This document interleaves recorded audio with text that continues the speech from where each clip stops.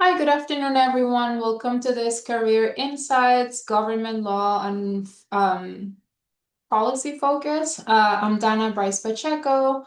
I'm an associate director here at Beyond Barnard, and here I'm joined by a panel of alums.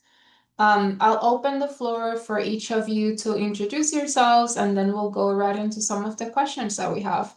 Diana, you're next to me on the screen. Do you want to go ahead? And if you can tell us your name, your current position, and perhaps what did you major at Barnard back in the day? Yeah, sure. Hi, my name is Diana Lawless. I'm a member of the class of 2008, and I majored in political science. I have a law degree from Vanderbilt Law School, and I am an attorney in the New York City Law Department, which is basically the litigation law firm for the city of New York, and I am an appellate litigator. Thank you. Lauren? Sure. Hi, everyone. My name is Lauren Nussbaum. I was a member of 2005, which I just realized was 21 years ago, and that's half my life ago. So that's a humbling realization. I majored in Spanish and Latin American studies and with a minor in education. And then I went on to get my master's in Latin American studies from Tulane University and then my JD from American University. And my current position, as you can see by my decal, and I have to say, everything I say is my own opinion. That's just my affiliation. I am an assistant attorney general for Maryland Office of the Attorney General, where I advise the Maryland Department of Health. Thank you. Jennifer? Good afternoon, everyone. I'm Jennifer Fearon. I'm a proud alumna of the class of 2013, which is longer ago than I would like to imagine. I studied political science and human rights, and I had a minor in economics. I was also an Athena Scholar. After Barnard, I got my master's in public health at Columbia's Mailman School of Public Health. Since 2018, I've worked for the state of New Jersey in a few different capacities, including for the past several years as the policy advisor in the Office of the Governor for Health and Human Services Matters. I'm also here in my personal capacity, but thrilled to be with you all today. And Carolyn? Thanks, Donna, and hi, everybody. I'm Carolyn O'Neill, class of 2007. I actually studied English literature with a minor in political science.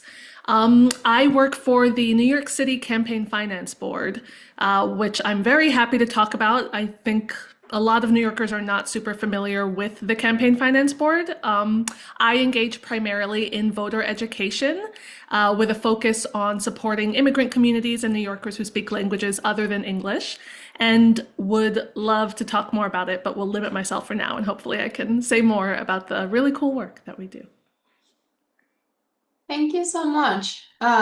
So many of the folks that are joining us today are either majoring in an area that's related to public service or are interested in pursuing this path. And as you mentioned, all of you have some sort of relationship or are working in an area of this.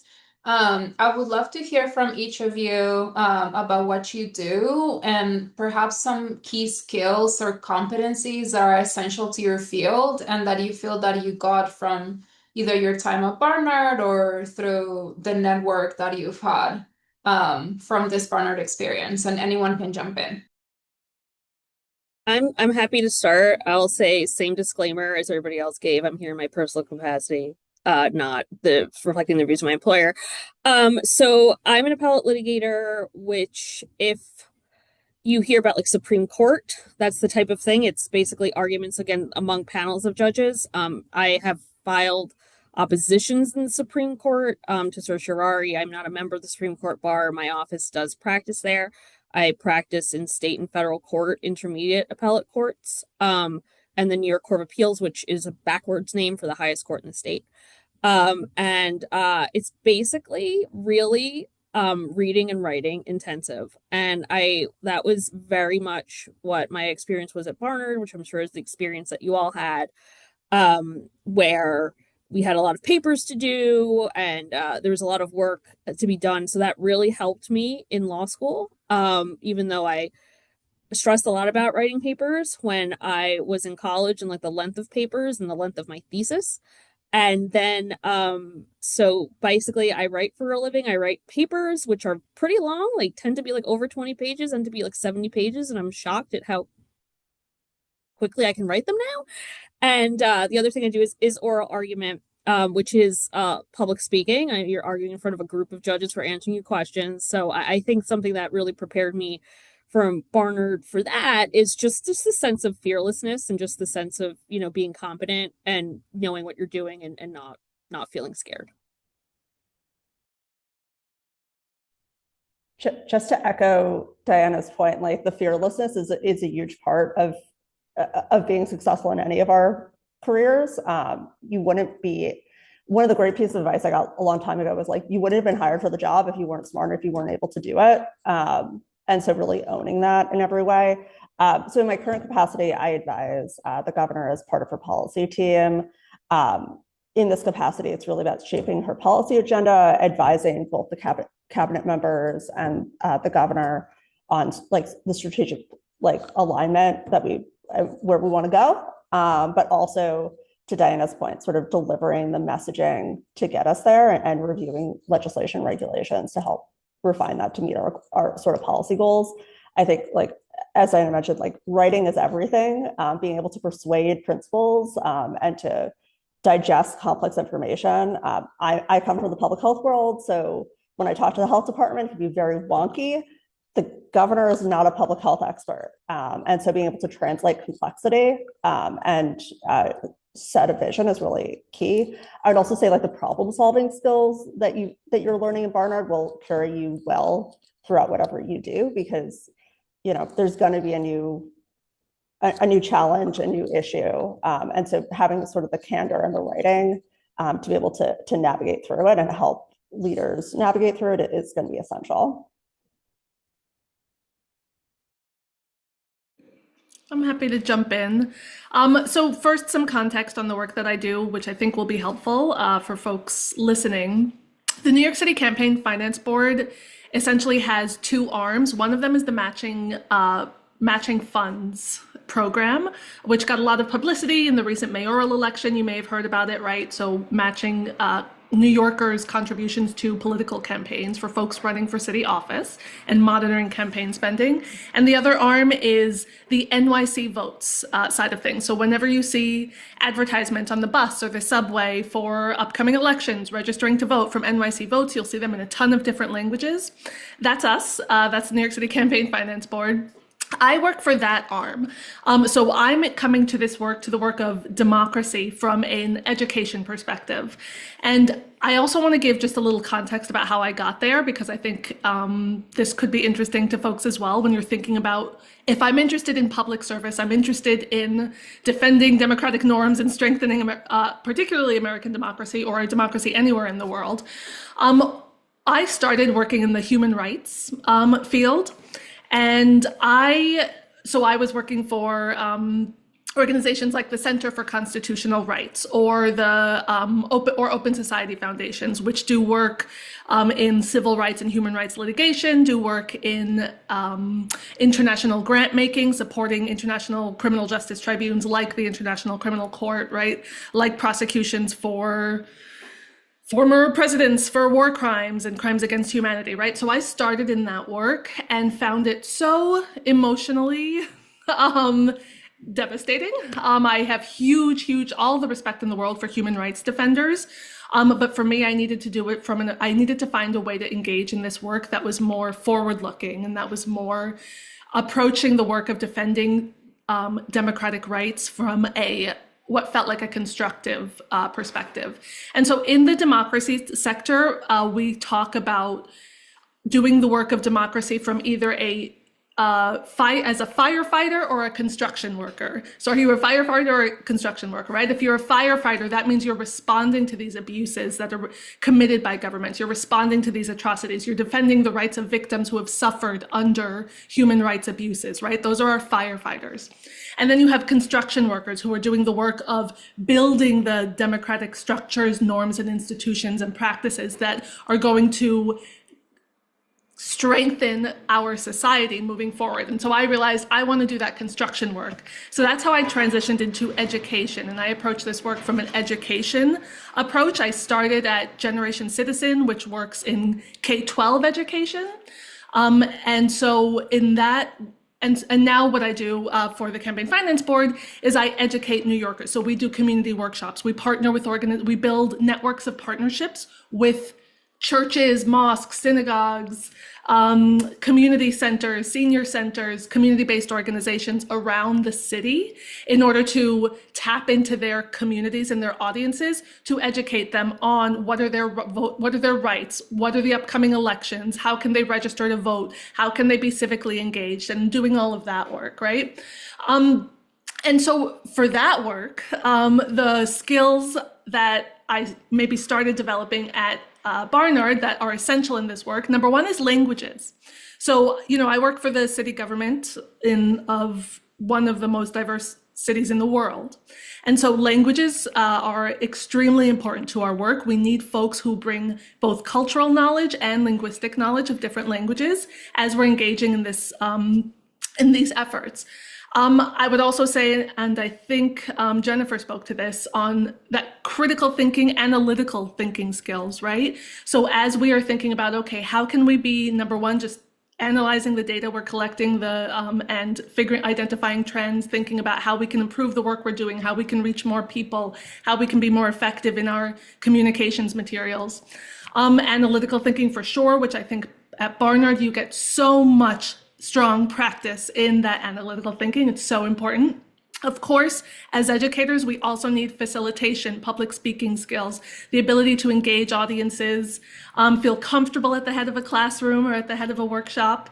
And I'm also going to speak to some of the softer skills, right? So particularly in the work that I do and in this sector of education, nonprofits, or public education, it's so important to be able to develop and maintain relationships as part of partnership building, because part of the work we're doing is cementing these partnerships with community organizations around the city. So that partnership work requires relationship building. It requires basic reliability, doing what you say you're going to do, right? It requires listening and hearing what people are saying, remembering what people are telling you, identifying and figuring out, okay, how can I solve the problems of my partners? What do I have that can support their work that I can bring to them, whether it benefits me or not? And that's how we keep showing up. That's how we change what it looks like, what government looks like in communities that have been historically marginalized and overlooked, right? How are we engaging with people from those communities who may come to us with a sense of distrust, right? So we also need to be breaking down those barriers, and that requires cultural awareness and sensitivity and approaching your work with respect and humility, right? So some of those softer skills are essential to the work that I and my team do. I'll go next. I love that firefighter versus construction worker. I've never heard that, but I truly identify with that because I started as a litigator on the plaintiff's side. So I'm a lawyer like Diana. I started as a litigator on the employee side, with whistleblower complaints and employment discrimination, so gender or race or disability. And that also really wore me down. It felt like everyone was already in crisis, the damage had already been done. And it often felt that while the suits that we brought were important, it often felt like we couldn't fully repair. And I found it emotionally stressful. So I actually moved more to the advice side, which is what I am mostly doing now. So I advise Maryland Department of Health, a few different components of that, but my main clients are Office of Human Resources and Office of Equal Opportunity Programs, which that's the office that enforces all the civil rights statutes. So I deal with a lot of ADA accommodations requests. We have to make sure there's compliance with language access laws when people become pregnant, whether they get the accommodations and the leave that they need. And so I see it more as also from like a public health focus of let's try to prevent these problems before they occur. And sometimes I feel like I can't believe I really truly identify with the plaintiff side, with the employee side. Sometimes I can't believe they let me in on the management side, but I really like to make sure that Maryland of Health, it serves the people. Their mission is to make more Marylanders safe and secure. And so really making sure that they are treating their employees right as well, and the public services that they provide, doing so, complying with all of the civil rights and non-discrimination statutes. I also do a little bit of litigation, but it's mostly administrative litigation. So before it hits the courts, there's administrative processes with the EEOC, which is a federal agency that enforces these statutes. There's also a state counterpart because the state of Maryland protects more protected classes than the federal structures do. And also their Maryland state employees are unionized, the grand majority of them. And so working with the unions on collective bargaining agreements and our memoranda of understanding. And when there is a dispute there, that also takes place in the administrative context. So representing my clients there. I really like that combination of litigation and advice. I really like the advice part. And I would say the skills, communication skills are so important. I really identified with what you said, Jennifer, about translating complex topics. The people that I have to advise about the law are usually not lawyers. So it's figuring out how to give advice that makes sense and that's understandable. And also understanding, not as much on the employment side, but my other clients that are public health units, they are usually doctors and scientists, and I am neither of those things. And so it's often, I feel like, as I said, I was a Spanish major. I feel like a lot of it, I go back to those skills of translation and trying to understand a different language, because science and medicine is one language and legalese is another, and making sure that my clients can achieve their mission within the bounds of the law, and I understand what they're trying to do, and they understand what the law requires them to do or to not do. Thank you for sharing that. And it's very reassuring for the advice that we do give here at Beyond Barnard about how, no matter what your major is and what you pick here, there's so many other transferable skills that you get from the seminars, from the community that you build, and the experiences that you have here during your time in college. Moving on a little bit, could you talk about some of the challenges or opportunities that are created by diversity, equity, inclusion? We know these are sort of hot topics and these are trying times in general. But Lauren, you mentioned that this is something that you sort of do in your day-to-day almost. So I'd love to hear more about, how that has played out, either from your own identities and personal capacity and in the work that you do. Yeah, it's such a interesting question, and it is so loaded right now. And 5 or 6 years ago, when I was doing the plaintiff side litigation, it was all about, putting that in our settlement agreements to try to make that systemic change of, diverse panels, requiring that, making sure it's not just that people of color are hired, because you can often have a diverse class at the bottom, but who actually rises to the top, who feels supported, so that they can stay. Unfortunately, the attorney profession is very, I don't know the stats off the top of my head, but all of the big law firms where you make all the money, they are very white and male, at least at the top. And so that was where I was 5 or 6 years ago. And then the administration changed and the Supreme Court got more conservative, and the affirmative action decisions came down. And now it really feels like a lot of what, given my clients, given Maryland's policy goals of it has DEI everywhere. That's it publicly. That is what it wants to do. Those are its values, both the governor and our attorney general. And it's a tricky time right now, because I want to make sure that they can keep their federal funding, because that federal funding helps a lot of people. And but how to do that in a way of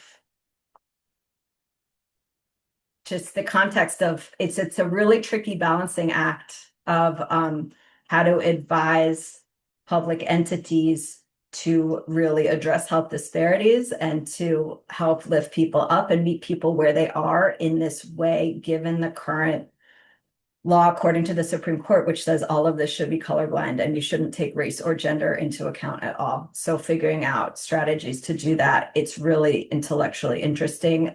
Personally, I find it kind of devastating and just kind of like a legal fiction, but it is a really hot space. So that's kind of what I'm doing as part of my job duties. I would say personally, I mentioned I was a Spanish major. I got my master's in Latin American studies. I'm not Latina, I'm white, but that education really helped me, I think, even though I didn't pursue that path, but I appreciate having that background, that cultural studies background to apply in general, the work that I do that is supposed to serve all people, and understanding a lot of what you said, Carolyn, just about the nuances and meeting people where they are and the cultural complexities of working with diverse populations.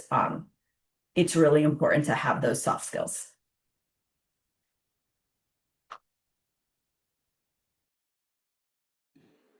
Yeah, agreed. And I will say that for myself, I work for the city of New York, right? Which, as I said, is one of the most diverse places in the world.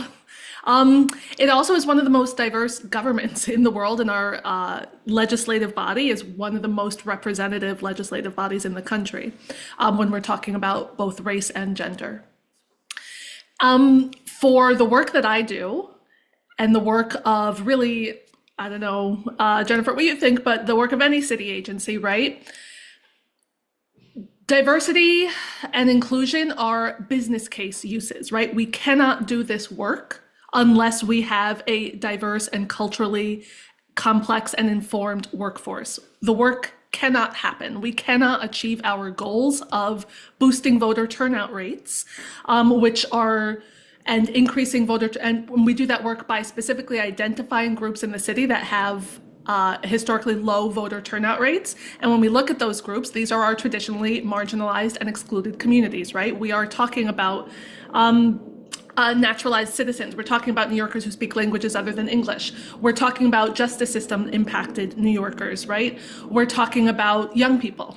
And so when we engage in this work, we cannot change the tide of what motivates people to show up and vote for people who represent them, unless we are speaking their language, unless we are either engaging in their cultural spaces in a way that is respectful and appropriate, or we are bringing people to those spaces who come from those spaces, right? And can navigate attending a community picnic where everybody there is speaking Mandarin, right?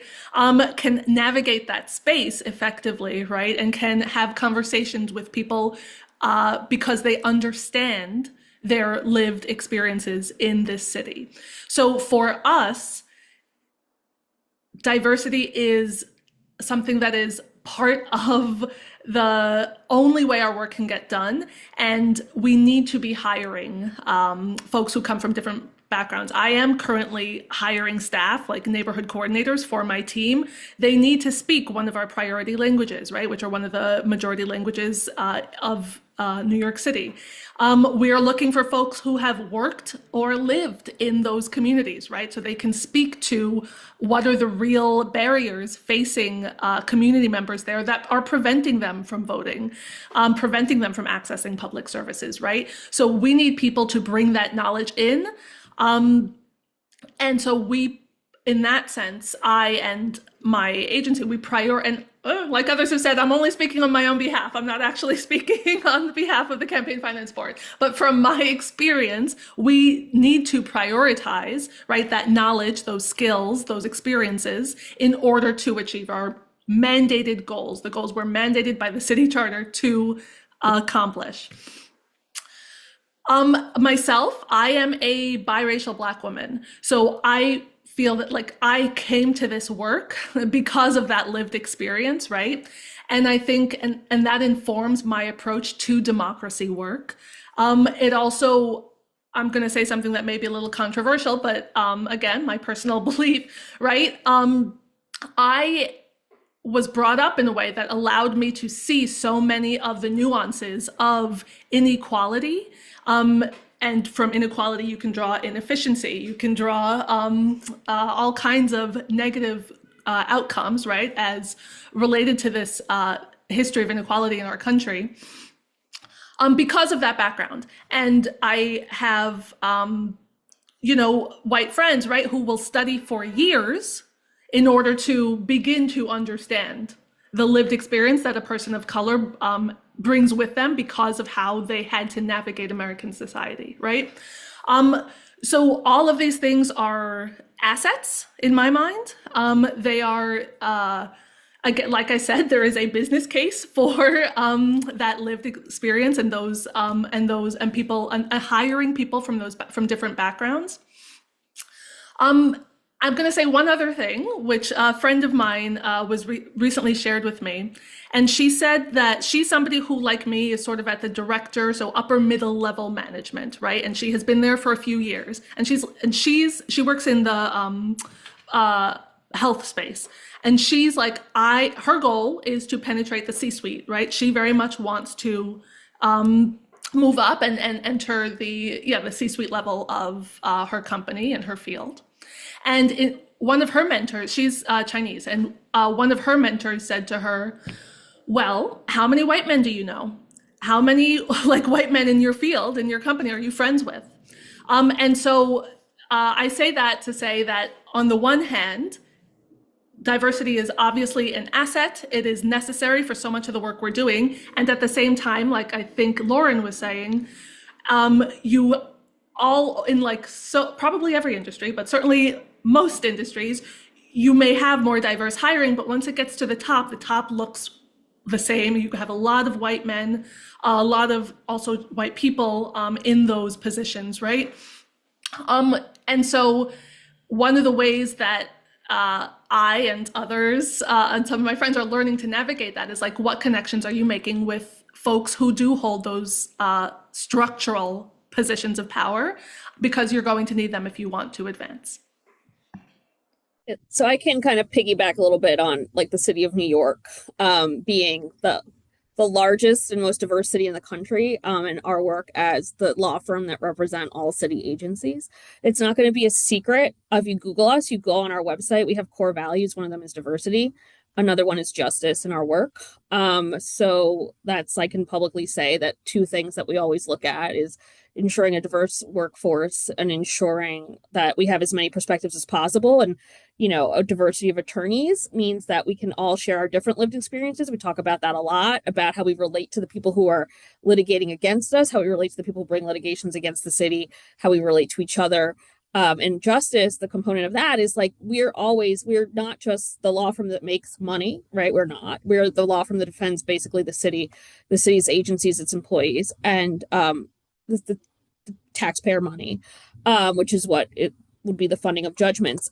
So we think a lot about what's the best thing to do. And, Carolyn works in her agency and everybody works in their different agency. And there can be a little bit of people are so focused on their mission and they don't think about the consequences of big things going on and how it relates to other things. And in our role, we do that a lot because we work with all agencies.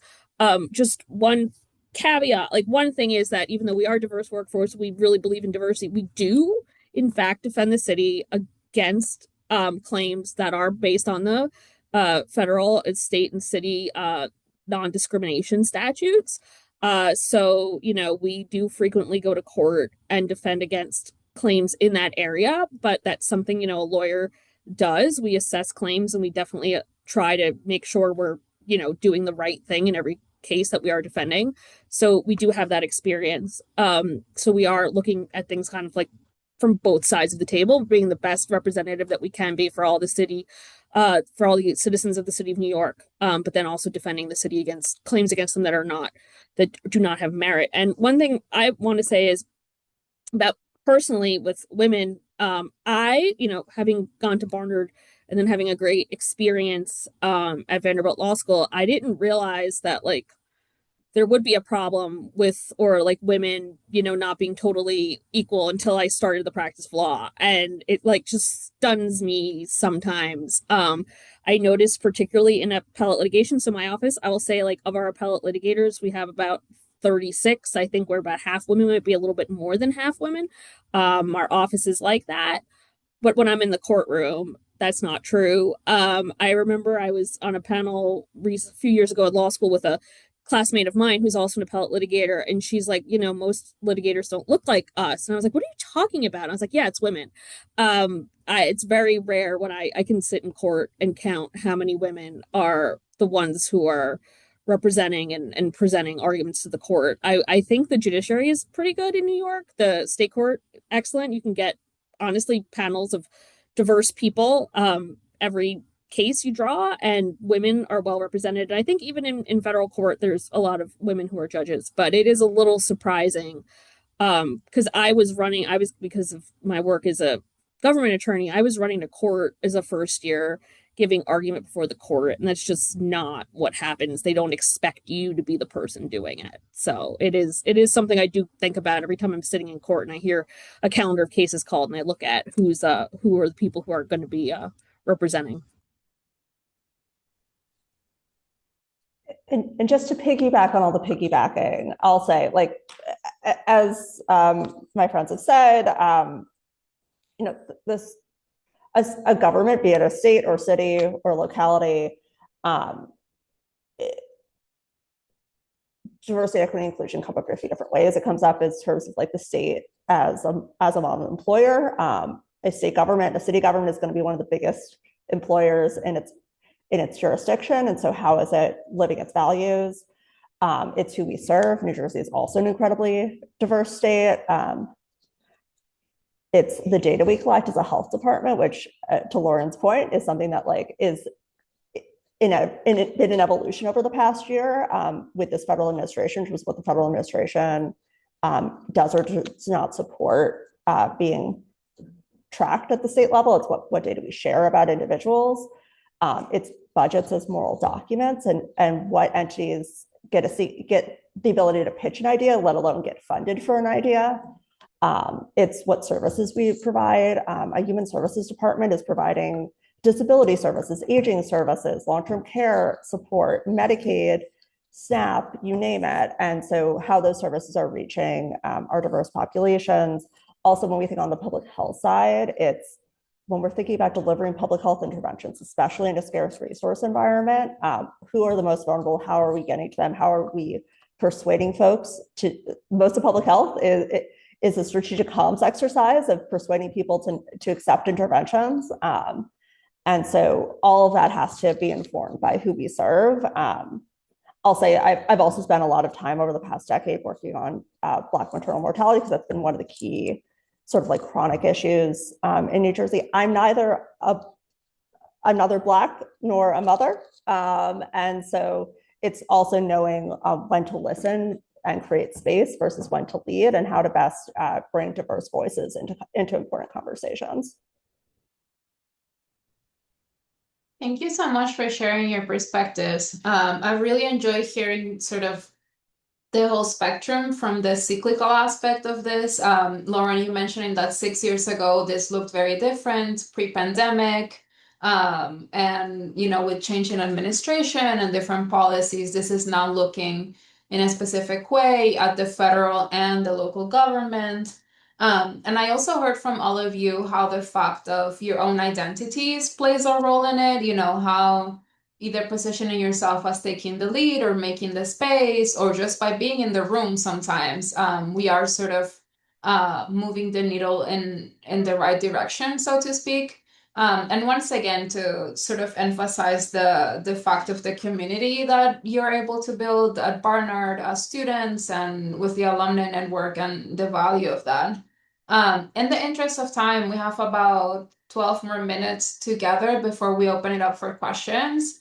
So I wanted to ask you, what advice would you give a Barnard student who wants to enter public service and is feeling either discouraged or a little lost in the current environment, or perhaps something that you would have liked to hear maybe when you were starting your career 10, 12 years ago?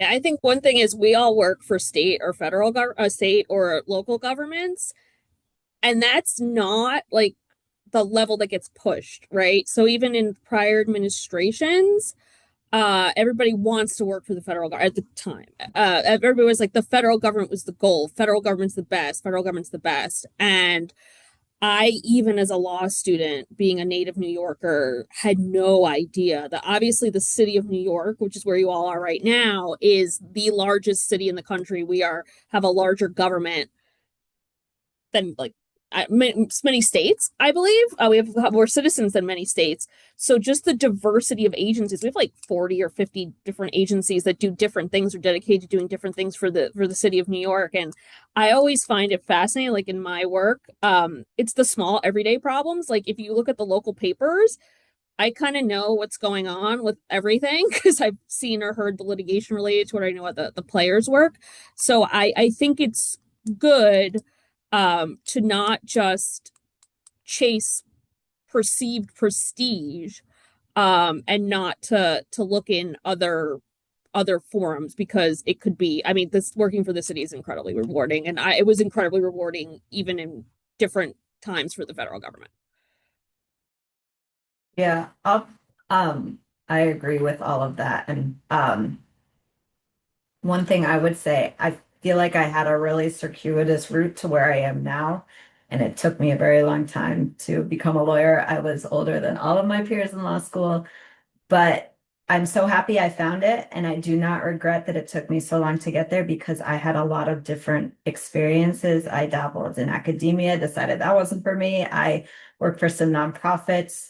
I realized I didn't have a lot of those skills that were needed there. It didn't feel like it was where I should be. And so I think it is so valuable that I tried so many different things. And it's not just about learning what you like to do, but also what you don't like to do.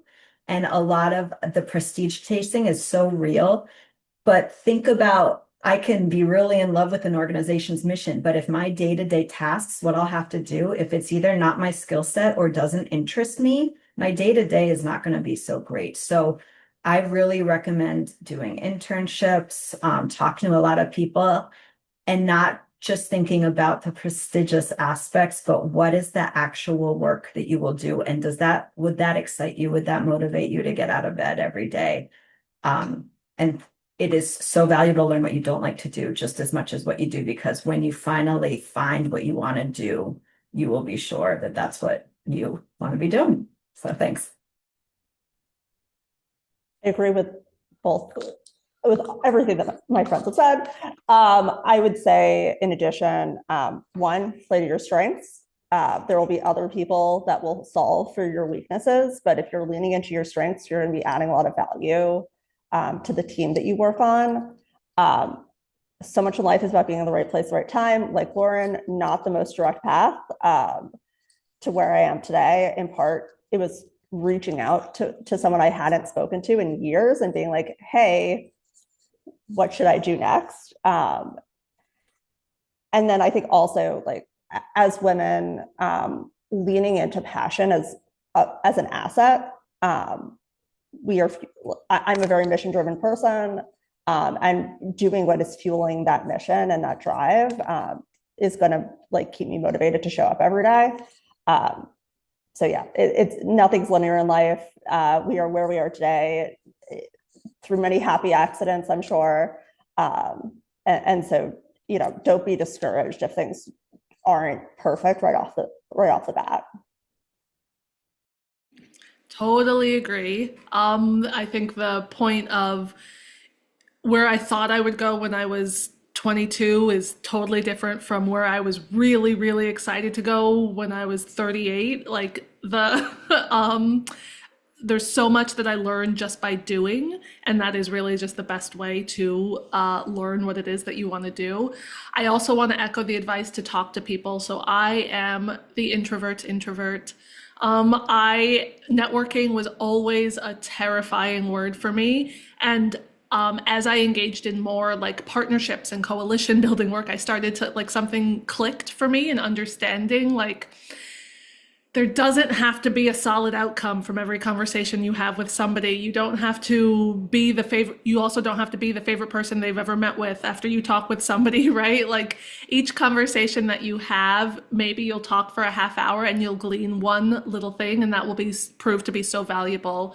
Also, engaging in conversations where, you know, maybe there's nothing that you feel like you might gain from that conversation, or even that the other person might gain from that conversation. 2 years later, you're going to find out, oh, wait a second, I know that person. Why don't I reach out to them again? And actually, maybe they, you know, maybe we can connect on this issue. So, like, so often it's the unexpected that proves the worth and the value of connections that you have made. So, just like talking to people, you know, learning about what they do, talking to them about the volunteer work that you've done or the internships that you've done, and just like introducing yourself to people and making those soft connections. I think it's, you know, recent, not so, probably not so recently, but maybe about 10 years ago, people started talking about how in the business space, you know, when you're job hunting, it's going to be your soft connections, your distant connections that are going to help you finding a job way more than your close connections, right? So you know, what I would advise is like face your fear if you're scared of reaching out to somebody you don't know and having and engaging in those quote unquote networking conversations. Face your fear, give it a shot. No matter what, it'll probably not be as bad as you think it might be or you fear it might be. And again, it's the unexpected that proves so valuable when you're connecting with other people. The only other piece of advice I want to give is study abroad. If you haven't already, or if you have already, or if you're about to graduate, work abroad. Gain experience internationally, especially if you're thinking about public service. It provides so many wonderful, number one, just points of comparison and broadening your thinking about how things are supposed to work, how things do work, how they can work. It's so valuable in that sense. And also you can gain language skills, which as I talked about are a hard skill that is so valuable in so many contexts. Also, you'll gain adaptability, so all kinds of soft skills that you gain from living or studying abroad as well. And was there anything else I wanted to say about that? If there was, I forget, but I highly recommend spending time internationally as well. Thank you so much. We're out of time. I'm going to stop the recording now, and we're going to open it up for questions from our students live.